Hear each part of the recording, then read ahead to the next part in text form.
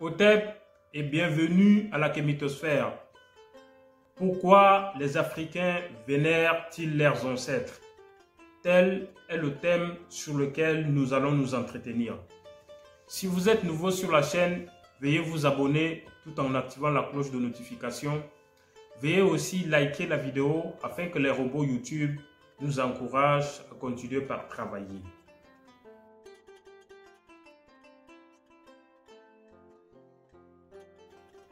Pour comprendre pourquoi les Africains en général, qu'ils soient musulmans ou chrétiens, se trouvant dans une certaine situation, n'hésitent pas à invoquer le nom ancêtre, il faut chercher la réponse à cette attitude depuis les origines de la spiritualité africaine.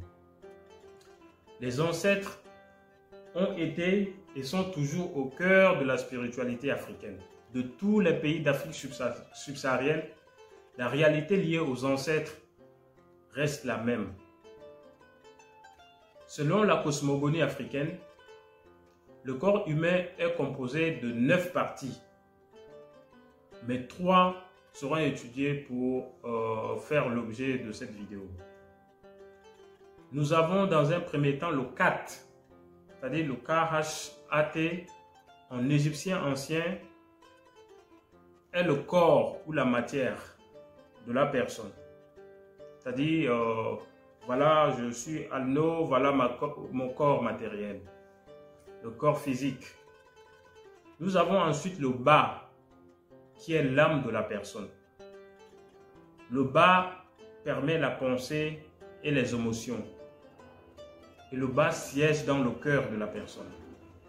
Nous avons le Ka, Ka, qui est l'énergie permettant la vie. Le Ka alors anime le Khat et le Ba. Le Khat est tout ce qui est palpable et visible, comme je venais de vous parler de mon corps. Donc matériel, tandis que le Ka et le Ba sont invisibles, donc immatériels. C'est le Ka qui est assimilé à l'ancêtre primordial, c'est-à-dire à Dieu. Le Ka est la parcelle divine, c'est-à-dire c'est Dieu lui-même qui a fait usage d'une parcelle de son propre être pour nous créer. Voilà ce que nous appelons Ka.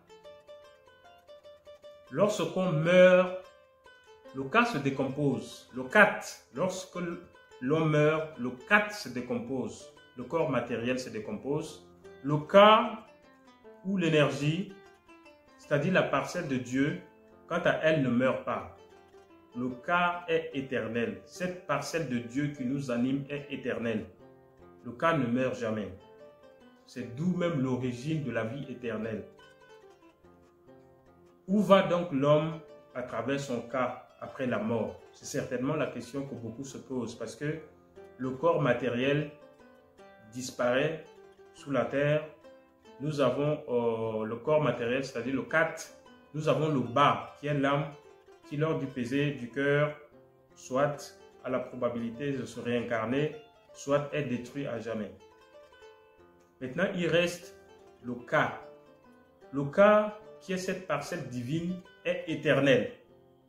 Et donc, où va l'homme à travers son Ka après la mort?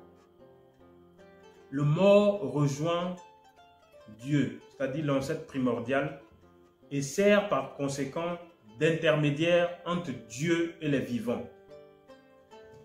Dieu étant caché et difficilement accessible, les hommes sont pratiquement incapables de dialoguer avec lui ou alors avec elle, parce que selon la spiritualité africaine, Dieu est androgyne. Dieu est à la fois mâle et femelle. C'est pourquoi nous parlons ici de elle ou lui. Elle, lui. Le mort, qui n'est plus qu'énergie, représente un pont entre les vivants et Dieu. Le mort, ayant côtoyé les vivants, reste en contact avec eux et côtoie Dieu. Il est entre les deux mondes, c'est-à-dire le monde physique et le monde invisible. Ça, c'est le cas, c'est-à-dire l'ancêtre après sa mort. quand son 4 a déjà fait son parcours, le bas a aussi son parcours à faire. Le K, lui, est cette parcelle divine qui rejoint le monde des invisibles et sert alors d'intermédiaire entre Dieu et les vivants. Donc, par des rites, les vivants que nous sommes peuvent entrer en contact avec les parents morts, qu'on appelle les ancêtres, pour pouvoir leur adresser des messages qui seront transmis à Dieu. Parce qu'ils deviennent dès lors des ponts, des intermédiaires entre les vivants et Dieu. C'est un acte d'honneur que l'ancêtre mort pose envers le vivant en le connectant à Dieu. Quand l'Africain vénère l'ancêtre mort, en réalité, il vénère l'énergie divine, c'est-à-dire il vénère Dieu. Les Africains, dans leur vie quotidienne, se retrouvent en train d'invoquer leurs ancêtres. Mais en réalité, ce n'est pas l'ancêtre physique qu'on invoque.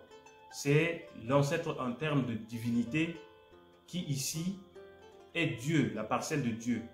Et qui, à travers son passage, sert d'intermédiaire entre Dieu et les vivants du monde physique. Voilà pourquoi les Africains vénèrent les ancêtres. Merci, Hotep, et à bientôt.